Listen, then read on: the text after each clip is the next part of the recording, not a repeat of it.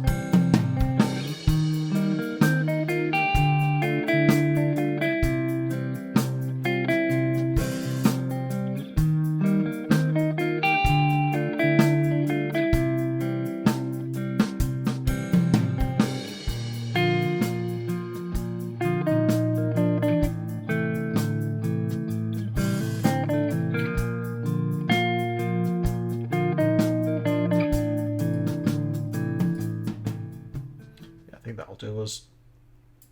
It's obviously structurally very similar to what we had last time. We had a VST running over the what's now live guitars. I've added a very simple drum beat, which, even though it's simple, it sounds great. It's almost stock. Don't care. It's just a lovely kind of languid feeling to it. Don't need much more than that for this song. Once I get going with the bass line and then start having to think about where the lyrics are going to fit, it'll start feeling like a song. At the moment it's still this kind of, proto-star sort of thing, bit of a nebula.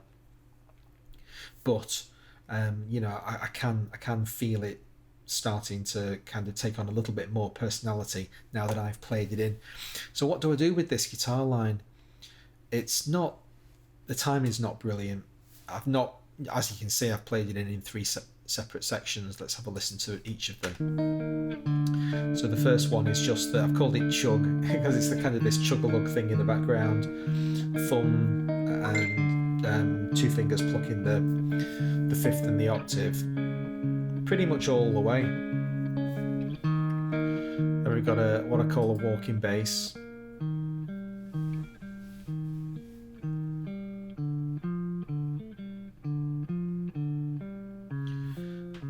If this is going to survive, I'll have to do some work on the timing to tighten it up a little bit because I've recorded them as separate lines. I think it was just fundamentally too difficult for me to even attempt to play all of this in one go. But these two, you can hear it chorusing sometimes when I play the same notes. I like that. I have no intention of fixing it. And then over the top we've got the lead on its own, which is obviously much higher in the mix and designed to kind of hold the whole thing together.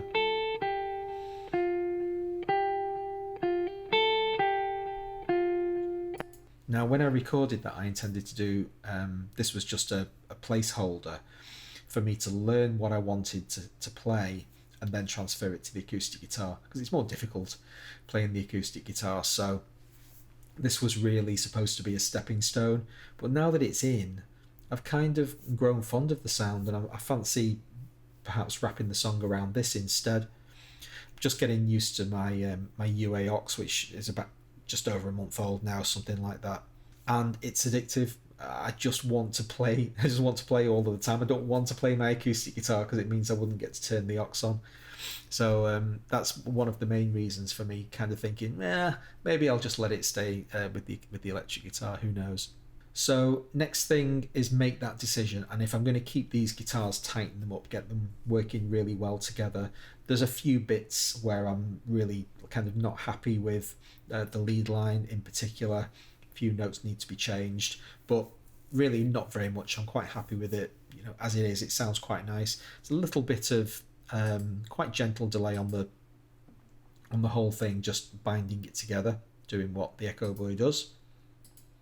So yeah, get that decision made, figure out what I'm going to do with the guitars, and then get the bass line down, and then really start to get to work on the lyrics and try to craft it into a song, rather than at the moment I'm just buggering around, just kind of picking at the edges before I really commit and dive in. Because once I make that decision, it's kind of a full commitment, and then I can't really go back from there.